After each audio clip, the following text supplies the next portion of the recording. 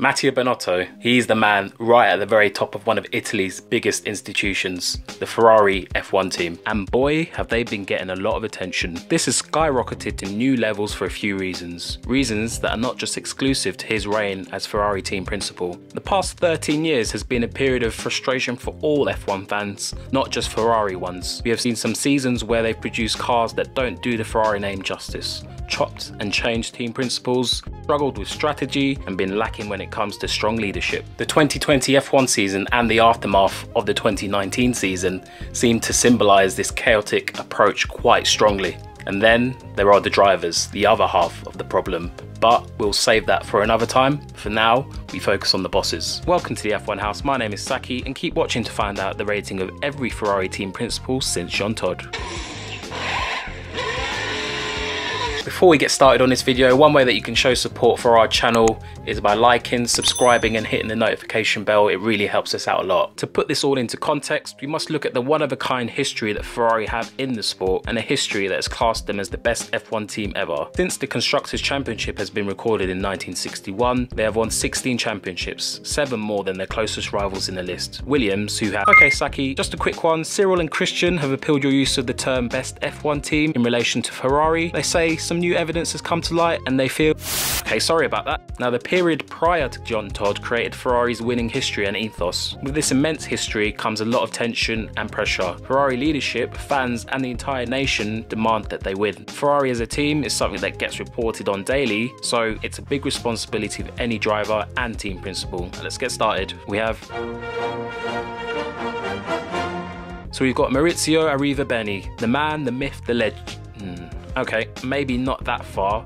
I remember this team principal clearly because he was just never very present in terms of the media. Watching the likes of David Coulthard and whoever was presenting at the time, you never saw Arrivabene really give much time to the interviewers or the media. In fact, I don't ever recall seeing or hearing him speak to the presenters at the time, but that's just me. And if you can find any footage of this rare Pokemon, please point me in the right direction. Ferrari felt that he would have the leadership skills and a deep-rooted understanding of the F1 world to carry out the job better than his predecessor. Let's look at this record over the 4-year period, keeping in mind that he was in charge for a large portion of Mercedes' complete and utter dominance. In 2015, they returned to winning ways, securing second in the Constructors with 3 victories in the Malaysian, Hungarian and Singapore Grand Prix. 2016 saw another poor season for the Ferraris, where they failed to win a single race, finishing 3rd behind Red Bull in the Constructors' Championship. In 2017, he oversaw Ferrari returning to form, having a really strong start to the season, taking 3 wins in the first 6 races, but their season faded away, only managing to get 2 more wins and finishing 2nd in the championship, nearly 150 points behind eventual winners Mercedes. During his last season with Ferrari in 2018, again Ferrari got off to such a sick start, taking victories in the first 2 races and taking 6 victories overall. Again though, it wasn't enough, finishing 2nd behind Mercedes on 571 points, 84 points behind them. Now that's improvement, but not improvement enough for a team with a strong winning identity. Now I feel that he really made Ferrari lose quite a large chunk of its personality, and even worse, the connection between the team and its fans, and it certainly didn't go unnoticed. So my rating for Arrivabene, a solid 7 out of 10, 0 drivers titles or constructors titles. Undoubtedly, he was able to bring Ferrari to compete so closely with the Mercedes cars, but not enough to take them to another championship, whether that was down to driver error, poor strategy, or a combination of other factors. His overall approach to everyone in and around the paddock really let him down. He had these good relationships, but he didn't make himself a likeable character at all. Next up, we have Sebastian Vettel. Okay, this randomizer is clearly broken, or maybe not based on recent events. So that's a straight 10-10 for Vettel anyway. I think he really needs those extra positivity points. Let's give it another go.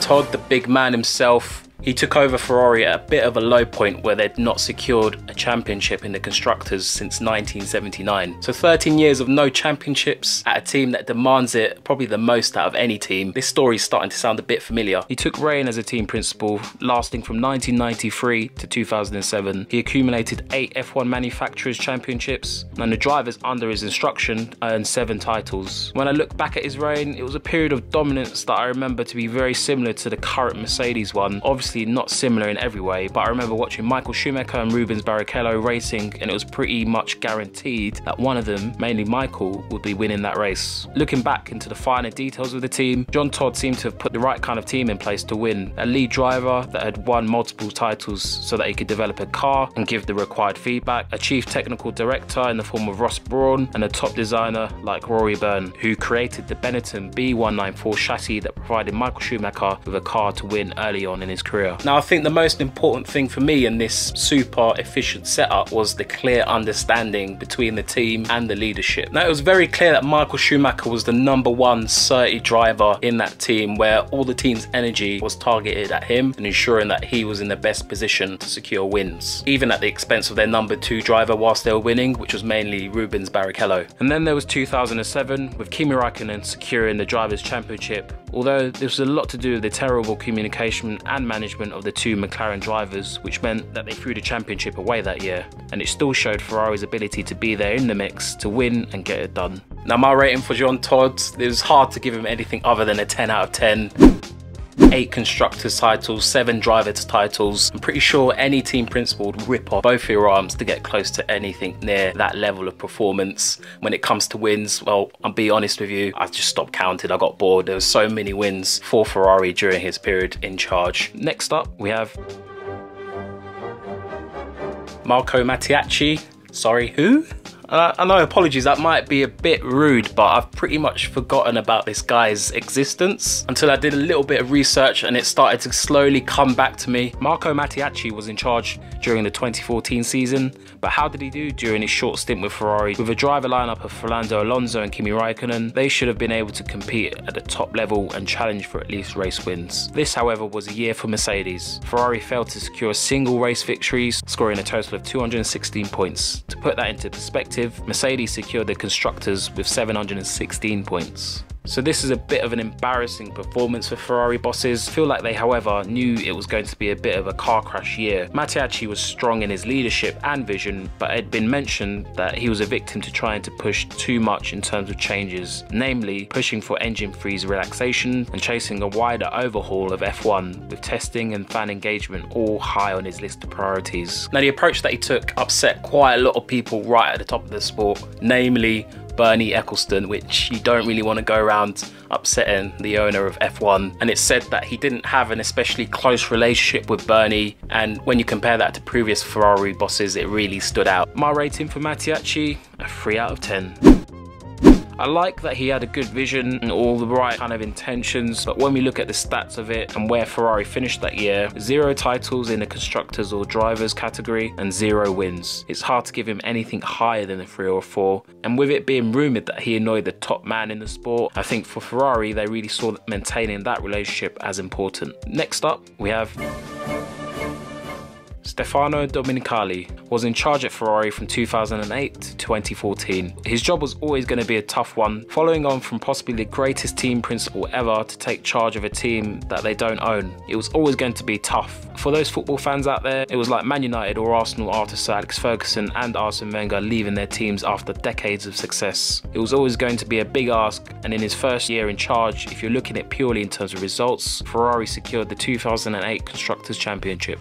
However, after this, it became quite a big struggle. In the following season of 2009, with a driver lineup of Kimi Raikkonen and Felipe Massa, the team only managed to secure a finish of 4th place in the Constructors, limping in with an awkward 102 points for the whole season and 1 win, behind the eventual winners, Brawn GP. Just as one dominant team was sold, the Red Bull team picked up the mantle of dominance, and more struggles followed from 2010 to 2014 until he resigned. The highlight of the period I just mentioned being Fernando Alonso coming second to Sebastian Vettel in the Drivers' Championship, missing out by an agonising 3 points. In the Constructors, Ferrari came second but was still 60 points off the nearest rivals. Oh so close for Fernando. My rating for Dominicali, I'll give him an 8 out of 10. 1 Constructors, 1 Deputy Drivers' Championship in 5 to 6 years, not bad. I feel like he had strong leadership skills and business skills, but potentially not the same level of experience in terms of turning things around when it's not going the right way for the team, especially when you look at the amounts that Ferrari spend. Next up, we have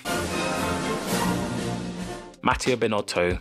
Lastly, we moved on to Mattia Benotto. When he stepped up to take up his role as team principal for Ferrari's F1 team, it was like a breath of fresh air, purely based on the fact that he took time out to speak to the media and engage with the outside world. The car improved significantly during the 2019 season, to the point where it looked like Ferrari had the best car on the grid, especially when you looked at the straight line speed. All this was called out when complaints were lodged with the FIA, and it was pretty much confirmed that parts of the Ferrari engine were not fully legal and Ferrari had effectively been cheating during the 2019 season. And if you want to see a video that I did where I show you examples where teams have been caught cheating, check out this video where you can find out more information about that topic at the end. As soon as the FIA clarified the rules, Ferrari's performance dropped off a cliff during the later stages of 2019. This terrible performance continued into 2020, where it's looking very unlikely that we'll see Ferrari win. The performance of the big red cars have fallen off, but that's not the only thing. It also seems that the leadership that we've seen executed so perfectly in the past has disappeared. We've seen strategy that pretty much lost Ferrari races, but to compound this, we've seen an inability to control two very different drivers in the team. One hungry up-and-coming driver versus the four-time world champion who has helped develop cars and the team over the years, but isn't as quick as the younger teammate and is prone to regular mistakes. My rating for Mattia, 5 out of 10.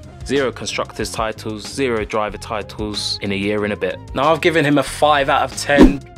Purely because it's so early on in his career. He has managed to bring back that race winning feeling to the team. However, this has come under a cloud of controversy. After all, they did get caught cheating and they've taken several steps back in terms of developing the car and their overall performance, which is probably linked to that illegal engine that they were using in 2019. I think it's okay to say that the 2020 car is far from impressive. His leadership needs to be a little bit stronger when dealing with the drivers and when it comes to overall driver strategy. This should be a lot easier now, given that the two cars won't be competing for wins in 2020. They should be able to make pressure-free decisions, take a few more risks and just go for it. Let me know what you think in the comments down below. Would you have ranked Mattia Benotto as highly as I have? Would you have changed any of the scores for the team principals that I've put in? Would really like to hear what you think.